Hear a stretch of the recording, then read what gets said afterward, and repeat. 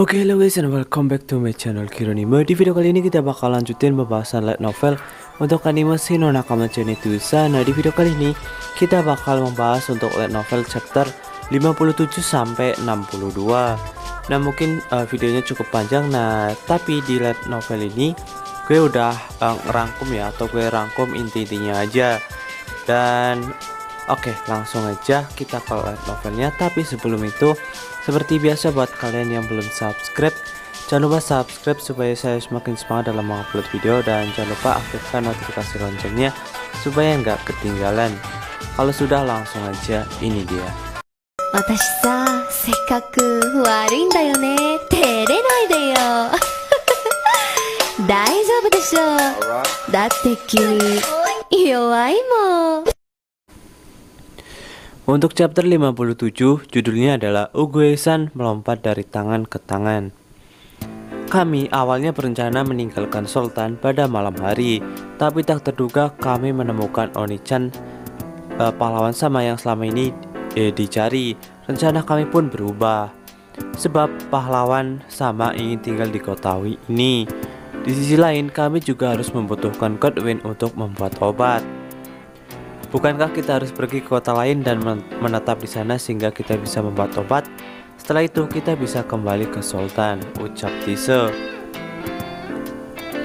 Besok aku akan pergi untuk penyelidikan. Tise, carilah tempat menginap, ujar Ruti. Ada reruntuhan elf kuno di gunung tempat kita mendaratkan kapal terbang. Kalau kondisinya memungkinkan, Ruti pikir akan menggunakannya untuk tempat persembunyian. Tap-tap, Uguay-san mencoba mengatakan sesuatu pada Tise.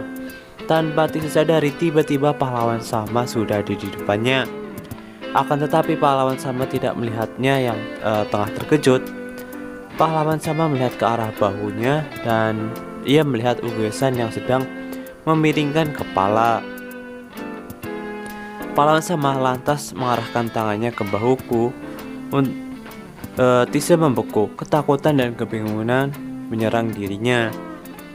Dengan refleks, Tise melompat mundur dan menodongkan pedangnya ke arah Ruti. Giginya gemeretak. Kamu salah paham, ucap pahlawan sama. Aku tahu kalau si kecil itu adalah peliharaanmu. Aku juga tidak berniat menepuknya, ucap Ruti. Aku sudah lama memperhatikan si kecil itu yang selalu berada di dekat Tise.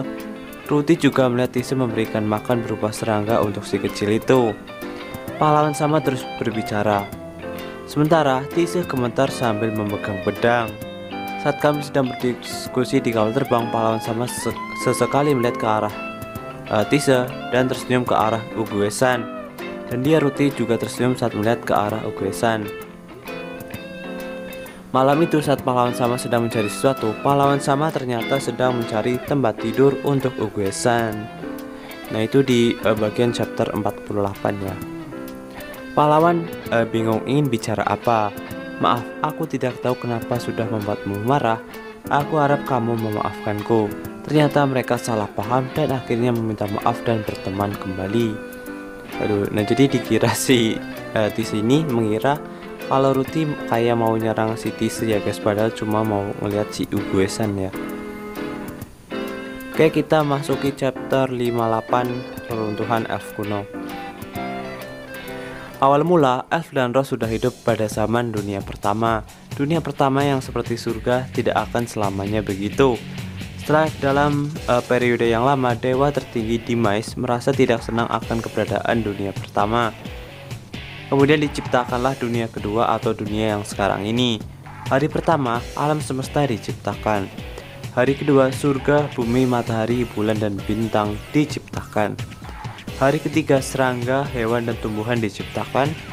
Hari keempat, monster diciptakan. Hari kelima, elf, naga, dan iblis yang memiliki kecerdasan diciptakan.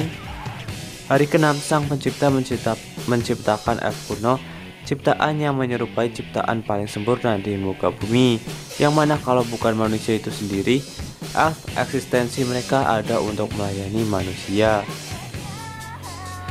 Hari ketujuh, lahirnya Asura. Ketika sang pencipta pergi untuk beristirahat selesai menyelesaikan pekerjaannya, Hari ke-8, sang pencipta murka melihat Asura menyambutnya dan berkata, "Aku tidak pernah menciptakan makhluk sepertimu."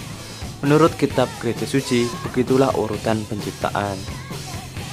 Nah, kalau kita mengelompokkan elf yang ada hingga sekarang, silsilah yang dibuat oleh para pemuka yaitu elf kuno, ini udah punah, kemudian elf liar, kemudian ada elf hutan, ada half elf, high elf, spesies elf di benua kegelapan, ada dwarf, orcs, dan goblin.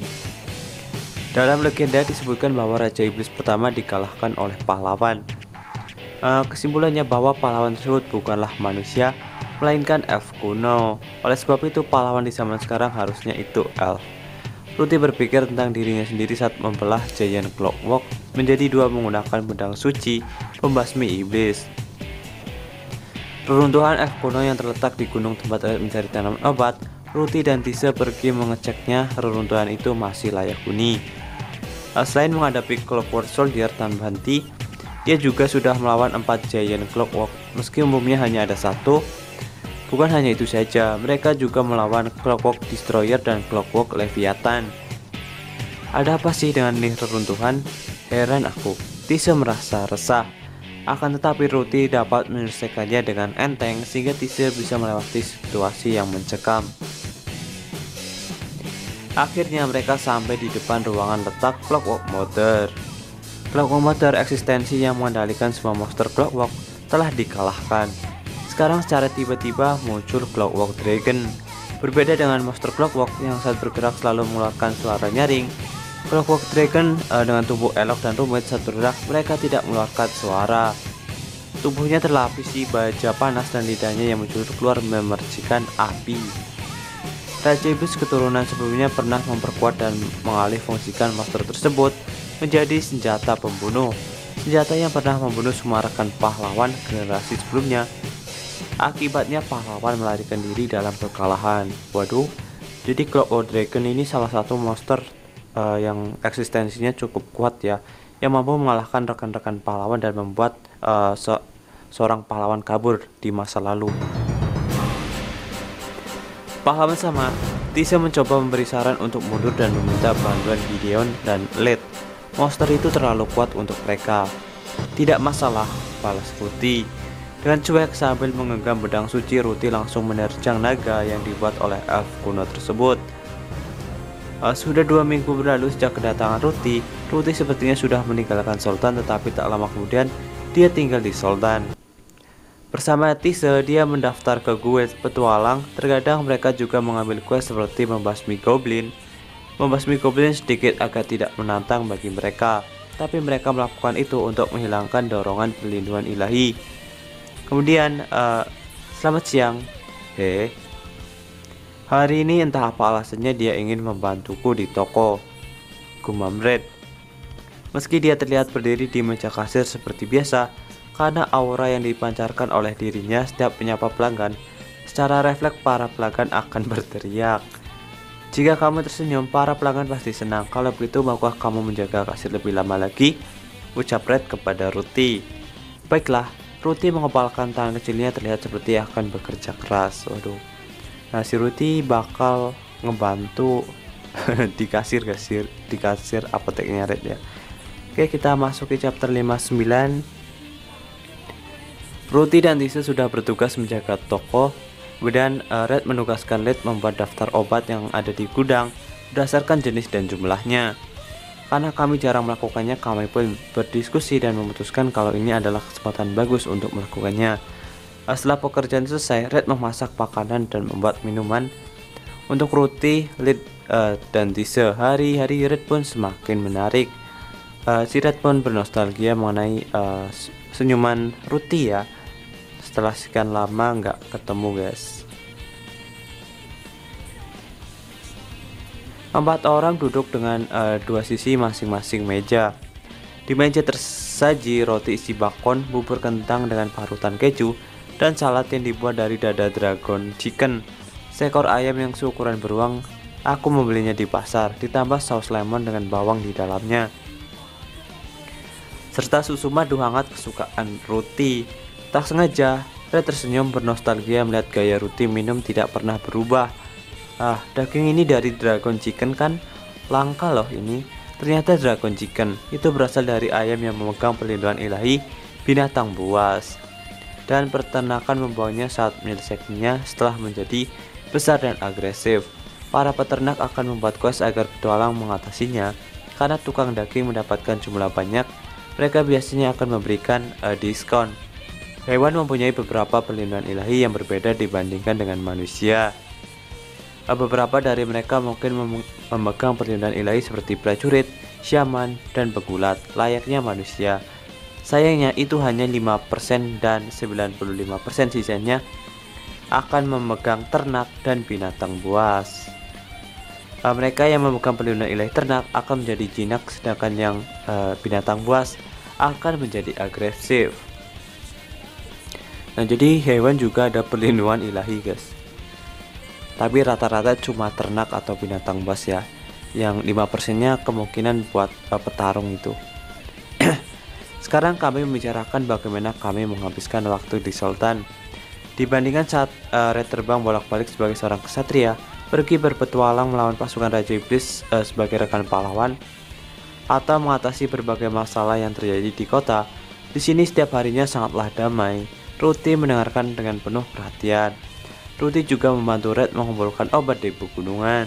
Malam hari, kami makan malam bersama dan seperti biasa Ruti tak berekspresi. Dia menyampaikan ekspresi melalui gerakan tubuh. By the way, sesuatu terlintas di pikiran Red. Kami mempunyai tempat mandi. Apakah kalian ingin mandi di sini sebelum kembali ke penginapan? Baiklah, kalau gitu aku akan mandi di sini. Dalam berpetualang sangat jarang ada kesempatan mandi, dan ciwi-ciwi pun mandi bersama. Tapi si Red nggak bisa gabung ya. Di lautan yang luas berlayar sebuah kapal Silpit. Oke, kita pindah scan ya. Ini jadi ada sebuah kapal Silpit yang sedang berlayar di lautan yang luas ini. Di dalam ruangan kapal itu, aku tidak tahu misi seperti apa yang ingin kau selesaikan, tapi mustahil untuk mengalahkan Raja Iblis tanpa bantuan Bijaksawanan atau Sheikh Ares dan pahlawan Ruti. Meskipun ia sedang kelelahan karena menggunakan sihir tingkat lanjut sampai beberapa hari berturut-turut, Ares masih sanggup berteriak sambil merentangkan tangannya lebar-lebar dengan mata memerah. Theodora menggunakan sihir penyembuhan ke Albert yang berwajah pucat. Darah tersebar di lantai tempat Ares berdiri. Ketika Ares memusatkan konsentrasi, darah bergeliat-liat menggambar semacam pola dan menunjuk ke suatu arah. Tidak salah lagi, pahlawan sama sedang pergi menuju dinding ujung dunia.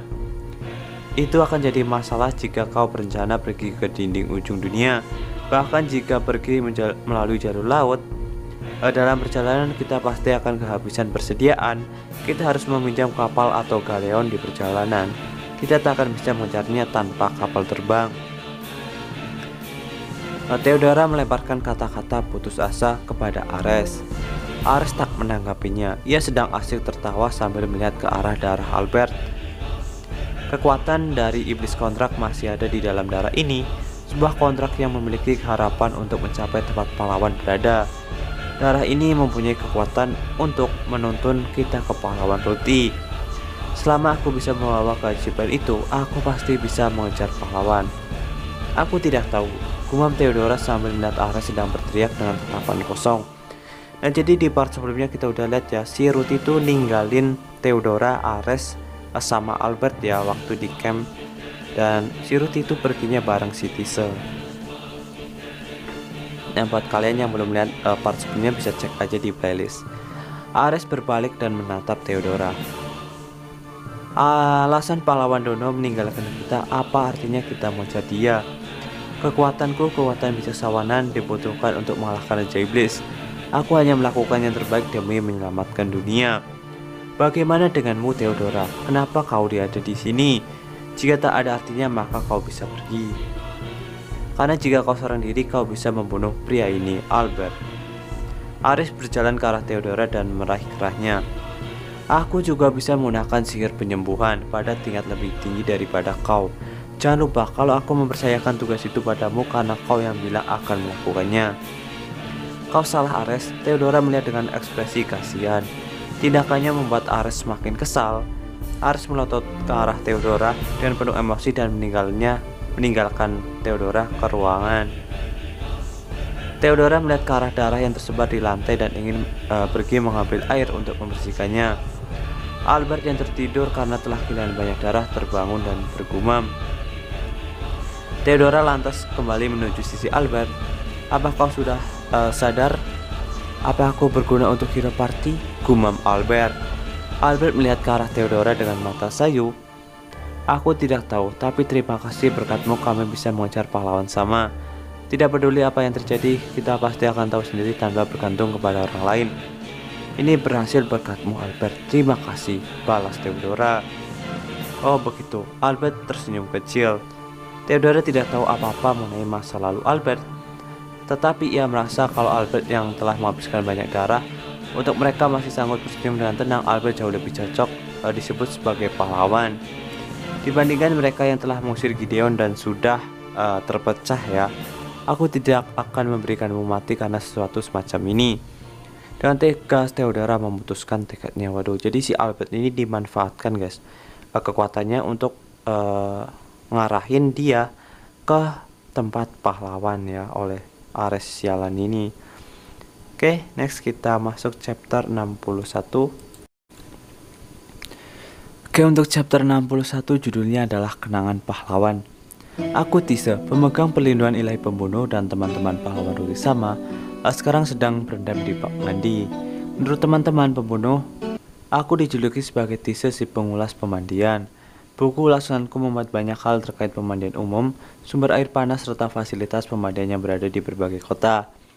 Aku biasanya berkunjung di sela pekerjaan atau ketika guild pembunuh kami sedang pergi jalan-jalan. Dalam pandanganku, sebagai pencinta pemandian serta penulis buku ulasan, pemandian ini akan mendapatkan skor yang tinggi. Sambil menikmati air mandi hangat, Red dan Ruti bercerita masa lalu mereka waktu berburu owlbear. Nah, jadi ini intinya dari chapter ini adalah ketika si Ruti dan Red di masa lalu ya berburu owlbear waktu dulu ya, jadi cerita masa lalu aja, flashback lah ya. Oke, untuk chapter 62 adalah kisah tentang penyelamatan pahlawan. Ruti sama melihat ke atas usai bercerita. Litzan juga melihat ke atas. Dia terlihat mengingat sesuatu. Ia pernah jatuh ke dalam keputusasaan setelah si Sandan membunuh gurunya serta pengawal kerajaan dan petualang yang ia percayai beserta partinya. Setelah berdebat sengit antara kalian bagaimana cara melindungi kota kami, pada waktu itu aku merasa lebih baik mati. Itu takkan pernah terjadi kepada diriku. Waktu itu Red menyelamatkan Lid. Ia datang sebelum Ruti dan yang lainnya. Ia bergegas melawan si Sandan demi aku. Ia menyadarkan aku untuk membunuh musuh daripada tenggelam dalam penyesalan. Kemudian Lid menceritakan iblis si Sandan hingga penyelamatan oleh Red. Nah, jadi seperti itu intinya ya. Intinya untuk chapter 61-62 adalah flashback kisah masa lalunya Lid ya ketika diserang oleh si Sandan dan penyelamatan oleh Red. Nah, oke, mungkin cukup sekian aja untuk video kali ini. Jangan lupa subscribe and like. Bye bye.